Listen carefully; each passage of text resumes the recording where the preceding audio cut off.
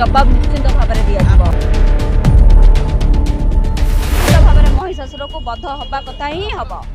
केवल तिखिरी पंचायत नुह महाकलपड़ार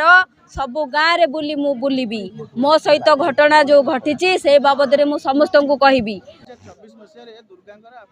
आगतरा लेडी जे नारी शक्ति को आपण एकत्रीकरण कर बीजेपी सपोर्ट को आसुचे एबे समय बदली दुर्गा कहउछन्ती आपण षडयंत्र शिकार होछन